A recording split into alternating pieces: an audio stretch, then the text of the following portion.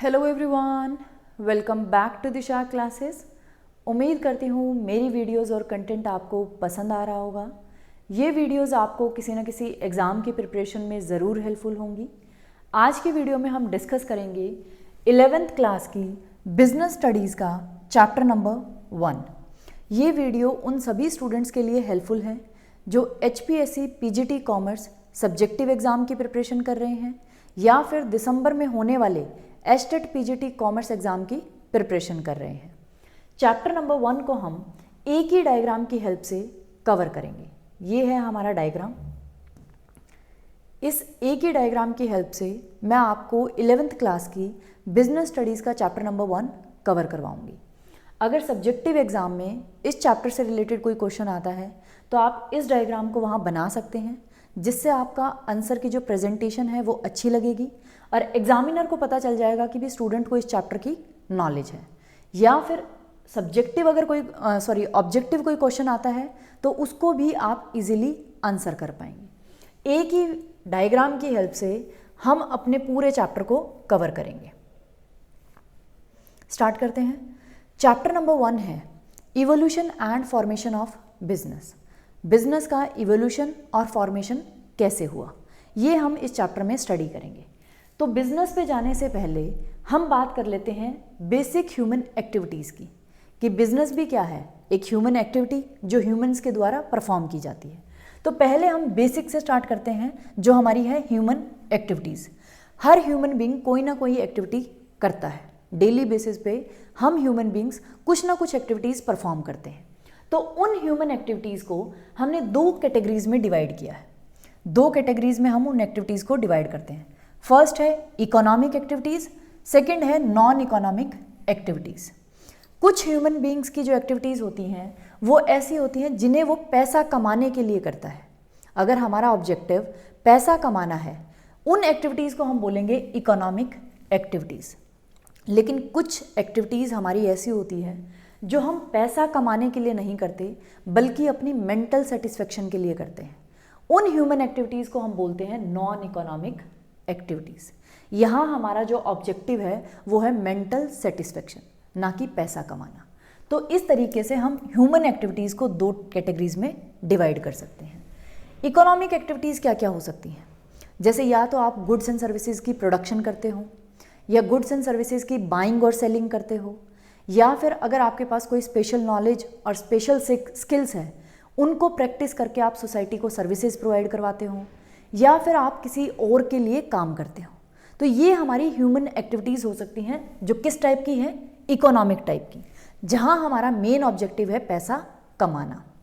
दूसरा है non economic activities. कौन सी होंगी, जैसे आप कोई सोशल वर्क कर रहे हैं, सोसाइटी के लिए कोई कार्य कर रहे हैं, या फिर आप किसी रिलीजन को प्रोपोगेट कर रहे हैं। तो यहाँ हमारा ऑब्जेक्टिव पैसा कमाना नहीं है, बल्कि मेंटल सेटिस्फेक्शन है।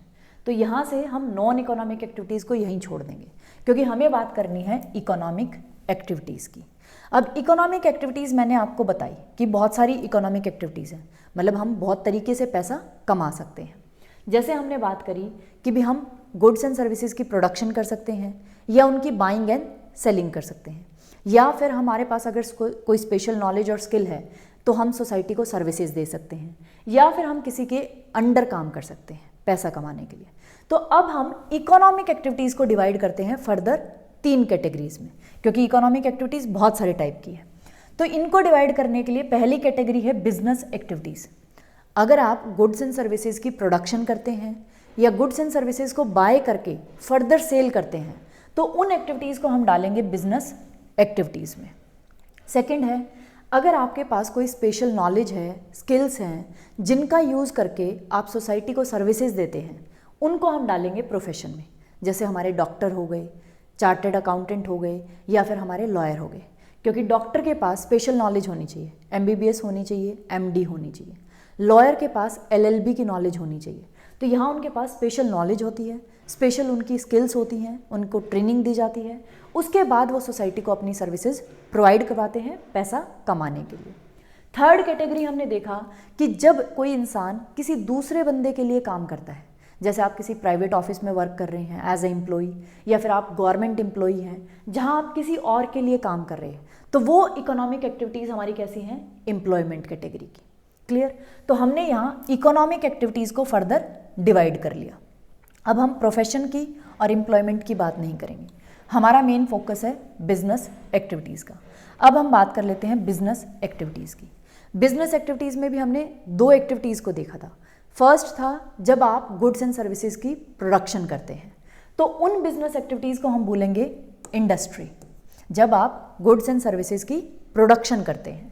सेकेंड हमने देखा कि आप गुड्स एंड सर्विसेज की प्रोडक्शन नहीं करते, लेकिन उनको बाय करके उनको फर्दर सेल करते हैं, तो उन बिजनेस एक्टिविटीज़ को हम बोलेंगे कॉमर्स, जहां आप गुड्स एंड सर्विसेज को बाय करके फर्दर कंज्यूमर तक सेल करते हैं। तो दो टाइप की कैटेगरीज में हमने डिवाइड कर दिया बिजनेस एक्टिविटीज़ को। अब पहले बात कर लेते हैं इंडस्ट्री की, जहां हम गुड्स एंड सर्विसेज की प्रोडक्शन करते हैं। तो इंडस्ट्री के बारे में सब कुछ जान लेते हैं। अगर हम इंडस्ट्री की बात करें, ये आ गई हमारी इंडस्ट्री। तो इंडस्ट्री को हमने तीन कैटेगरीज में डिवाइड किया है। तीन टाइप की आपके पास इंडस्ट्रीज हैं, primary industries, secondary industries, tertiary industries. तीन टाइप की आपके पास इंडस्ट्रीज हैं। पहले बात करते हैं प्राइमरी इंडस्ट्री। प्राइमरी जो बेसिक इंडस्ट्रीज होती हैं, प्राइमरी इंडस्ट्री भी दो टाइप्स की होती है, genetic industry, extractive industry. Primary में फर्दर दो टाइप की इंडस्ट्री आती है। जेनेटिक, जैसे नाम से पता चल रहा है, जहां आप बेसिक इंडस्ट्रीज़ की बात करें, जैसे ट्री प्लांटेशन की, एग्रीकल्चर की, पोल्ट्री फार्मिंग की, या फिर आप एनिमल हस्बेंड्री की बात कर सकते हैं, डेयरी फार्मिंग की बात कर सकते हैं। जो जेनेटिक है उन इंडस्ट्री को हम बोलते हैं जेनेटिक इंडस्ट्री, और वो किसका पार्ट है, प्राइमरी इंडस्ट्री का। सेकंड है एक्सट्रैक्टिव इंडस्ट्री। नाम से ही पता चल रहा है कि यहाँ कुछ हम एक्सट्रैक्ट कर रहे हैं, कुछ हम निकाल रहे हैं। जब आप अर्थ से कोई चीज़ निकालते हैं, जैसे हम कोयला निकालते हैं, क्रूड ऑयल निकालते हैं, तो उन इंडस्ट्री को कौन सी इंडस्ट्री बोला जाता है, एक्सट्रैक्टिव इंडस्ट्री। तो प्राइमरी इंडस्ट्री में हमारी दो टाइप की इंडस्ट्रीज आ गई, जेनेटिक एंड एक्सट्रैक्टिव। सेकेंड हमारी जो टाइप थी इंडस्ट्री की वो है सेकेंडरी इंडस्ट्री। सेकेंडरी इंडस्ट्री में फिर हमारे पास दो टाइप की इंडस्ट्रीज आ जाती हैं। सेकेंडरी को हम फर्दर डिवाइड करें तो दो टाइप की इंडस्ट्रीज आपको इसमें मिलेंगी। फर्स्ट है कंस्ट्रक्टिव इंडस्ट्रीज। कंस्ट्रक्शन के काम वाली जितनी भी इंडस्ट्रीज़ हैं, जहाँ रोड्स बनाए जाते हैं, ब्रिजेस बनाए जाते हैं, या ऑफिसेज या बिल्डिंग्स कंस्ट्रक्ट की जाती हैं, उन इंडस्ट्रीज़ को या उस एक्टिविटीज़ को हम किस में डालेंगे, कंस्ट्रक्टिव इंडस्ट्री में। सेकेंडरी का ये फर्स्ट टाइप है। सेकेंडरी में सेकेंड टाइप है मैन्युफैक्चरिंग, जहाँ गुड्स की मैन्युफैक्चरिंग की जाती है, जहाँ फिनिश्ड प्रोडक्ट्स को बनाया जाता है। अगर हम मैन्युफैक्चरिंग इंडस्ट्री की बात करें तो मैन्युफैक्चरिंग में फर्दर हमारे पास चार टाइप की इंडस्ट्री आती है। जब आप गुड्स को बनाते हैं, फिनिश्ड प्रोडक्ट्स को बनाते हैं, तो क्या सारे फिनिश्ड प्रोडक्ट एक ही टाइप की इंडस्ट्री में बनाए जाते हैं, नहीं। तो इसीलिए मैन्युफैक्चरिंग इंडस्ट्री के फर्दर चार टाइप्स हैं। मैन्युफैक्चरिंग जब आप प्रोडक्ट्स की करते हैं तो उनके लिए भी चार टाइप की इंडस्ट्रीज़ हैं, अलग अलग प्रोडक्ट्स अलग अलग इंडस्ट्रीज़ में बनाए जाते हैं। अगर हम गुड्स की प्रोडक्शन की बात करें तो एनालिटिकल इंडस्ट्रीज़ होती हैं, जहाँ एक ही रॉ मटेरियल से बहुत सारे फिनिश्ड प्रोडक्ट्स तैयार किए जाते हैं। जैसे क्रूड ऑयल से पेट्रोल भी बनता है, बहुत सारी अदर जो टाइप के ऑयल्स होते हैं वो भी हमें मिल जाते हैं। तो पहला है एनालिटिकल, जहाँ एक ही टाइप के रॉ मटेरियल से बहुत सारे फिनिश्ड प्रोडक्ट्स तैयार किए जाते हैं। तो एक इंडस्ट्री का टाइप क्या है, एनालिटिकल। सेकंड है प्रोसेसिंग। प्रोसेसिंग में जो हमारा फिनिश्ड प्रोडक्ट है उसको बनने के लिए 3-4 प्रोसेसेस से पास थ्रू होना पड़ता है। आपने रॉ मटेरियल डाला, एक प्रोसेस से वो दूसरे प्रोसेस में जाएगा, फिर तीसरे में जाएगा, फिर जाके वो फिनिश्ड प्रोडक्ट बनेगा। तो इस टाइप के प्रोडक्ट्स भी होते हैं, वो कैसी इंडस्ट्री में तैयार किए जाते हैं, प्रोसेसिंग इंडस्ट्री में। तीसरा मैन्युफैक्चरिंग इंडस्ट्री कौन सी होती है, सिंथेटिक।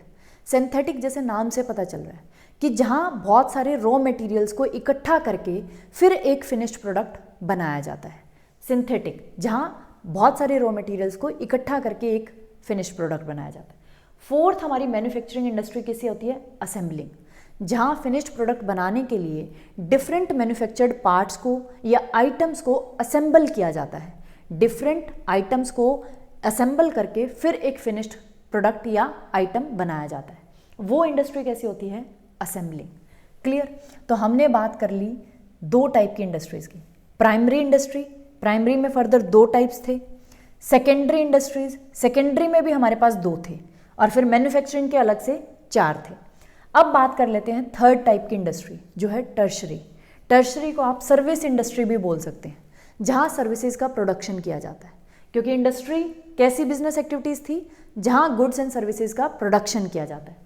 तो इन दोनों में तो गुड्स प्रोड्यूस किए जाते थे, टर्शरी में हमारे क्या प्रोड्यूस किए जाती हैं, सर्विसेज, जहाँ हम सर्विसेज को प्रोड्यूस करते हैं, जैसे banking, ware housing, transportation, communication, advertising. Clear? तो ये हमारी थी जहाँ गुड्स एंड सर्विसेज का प्रोडक्शन किया जाता है, वो वाली बिजनेस एक्टिविटीज़, उन्हें बोला जाता है इंडस्ट्री।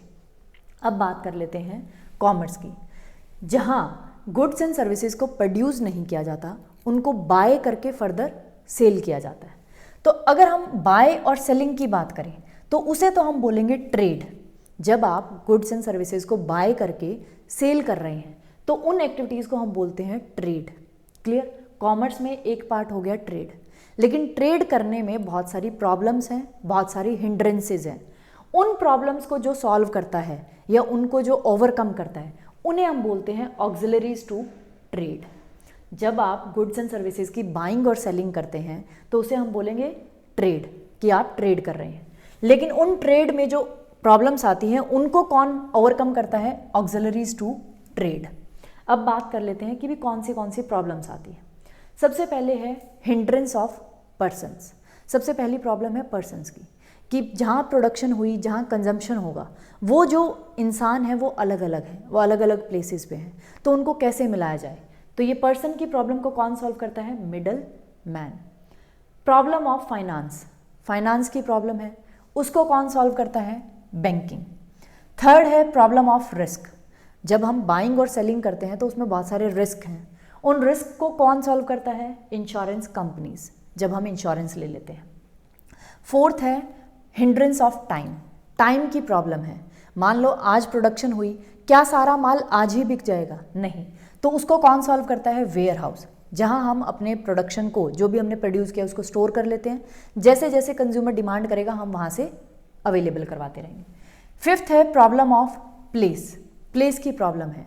प्रोडक्शन एक एरिया में हो रही है लेकिन उस आइटम की नीड अलग अलग एरियाज में है, तो जो ये प्लेस की प्रॉब्लम है इसको कौन सॉल्व करता है, ट्रांसपोर्टेशन एंड कम्युनिकेशन, क्योंकि जो अलग अलग एरियाज में है उनको पता कैसे चलेगा कि भी इस टाइप के ये प्रोडक्ट्स अवेलेबल हैं, कम्युनिकेशन के थ्रू। लास्ट है प्रॉब्लम ऑफ इंफॉर्मेशन या हिंड्रेंस ऑफ इंफॉर्मेशन।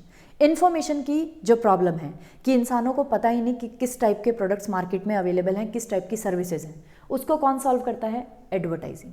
तो ये जो हमारी एक्टिविटीज़ हैं इन्हें हम बोलते हैं ऑक्सिलरीज टू ट्रेड, जो ट्रेड करने में हमारी हेल्प करते हैं। तो इसलिए कॉमर्स क्या था, जहां हम गुड्स एंड सर्विसेज को बाय करके उन्हें फर्दर सेल करते हैं। तो कॉमर्स को हमने फर्दर 2 कैटेगरीज में डिवाइड कर दिया। पहला trade, buying and selling of goods and services. इनको करने के लिए जो हमें एक्टिविटीज़ या सर्विसेज चाहिए उन्हें हम बोलते हैं ऑक्सिलरीज टू ट्रेड। क्लियर? तो ये था हमारा टॉपिक, जहां हमने ह्यूमन एक्टिविटीज़ से स्टार्ट किया। ह्यूमन एक्टिविटीज़ को 2 कैटेगरीज में डिवाइड किया, economic activities, non economic activities. Economic activities 3 type की होती हैं, बिजनेस एक्टिविटीज़, प्रोफेशन, एम्प्लॉयमेंट। फिर अगर हम बात करें बिजनेस एक्टिविटीज़ की, जहां हम गुड्स एंड सर्विसेज को प्रोड्यूस करते हैं, उन्हें हमने बोला इंडस्ट्री। गुड्स एंड सर्विसेज को बाय करना और फिर फर्दर सेल करना, उसे हमने बोला कॉमर्स।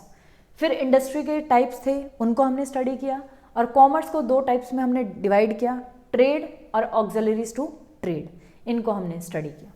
अब बात कर लेते हैं एक छोटे से टॉपिक की, जो है रिस्क, क्योंकि बिजनेस जब हम करते हैं तो उसमें रिस्क अनअवॉइडेबल है।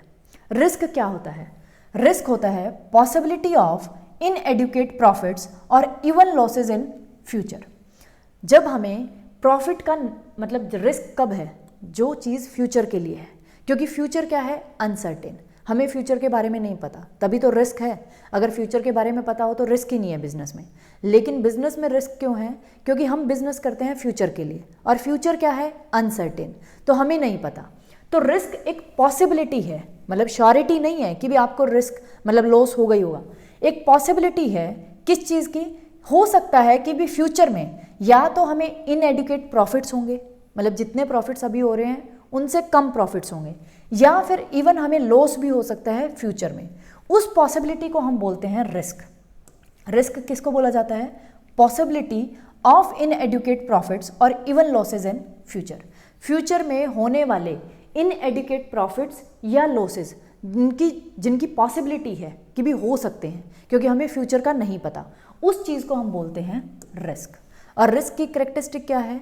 रिस्क अनअवॉइडेबल है, उसको आप अवॉइड नहीं कर सकते, किसी भी तरीके से आप उसको अवॉइड नहीं कर सकते, सिर्फ आप उसको मिनिमाइज कर सकते हैं। सेकंड, रिस्क किससे रिलेटेड होता है? आपका जो बिजनेस का साइज़ है, बिजनेस के नेचर से लिंक होता है। आपके जो अलग अलग टाइप के बिजनेसेस होते हैं उनका अलग अलग रिस्क होता है। जो हमारा प्रॉफिट होता है वो किसके लिए कंसिडरेशन होता है? रिस्क के लिए। प्रॉफिट किसको कंपनसेट करता है? रिस्क को।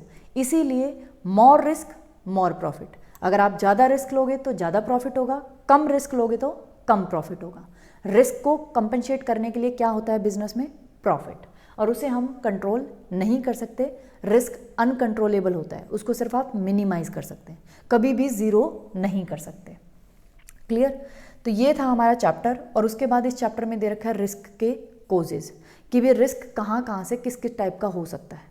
तो 4 टाइप से हो सकता है, जैसे नेचुरल, फ्लड आ गया, अर्थक्वेक आ गया, उसकी वजह से आपको लॉस हो गया, या फिर इकोनॉमिक कंडीशंस की वजह से मार्केट अच्छा नहीं चल रहा, या मार्केट में गवर्नमेंट की कोई और कंपनी आ गई, या आपके जो ह्यूमन बींग्स हैं उन्होंने चोरी कर लिया, या वो स्ट्राइक पे चले गए। इस टाइप से हमारे पास क्या है? रिस्क के अलग अलग कोजेज़ हैं कि जिनकी वजह से रिस्क हो सकता है, पॉसिबिलिटी है। इनएडुकेट प्रॉफिट या लॉस अभी हुआ नहीं है, फ्यूचर में होने की पॉसिबिलिटी है, उसे हम रिस्क बोलते हैं। तो ये था हमारा 11th क्लास की बिजनेस स्टडीज़ का चैप्टर नंबर 1, जिसको हमने एक ही डायग्राम की हेल्प से कवर किया है। अगर आपको कोई भी डाउट हो तो आप मुझे कमेंट बॉक्स में कमेंट कर सकते हैं। Thank you for watching Disha classes. अगर वीडियोस और कंटेंट पसंद आए तो प्लीज़ वीडियोस को ज़्यादा से ज़्यादा शेयर करें। अगर चैनल को सब्सक्राइब नहीं करा तो प्लीज़ चैनल को भी सब्सक्राइब कर लें। Thank you for watching Disha classes.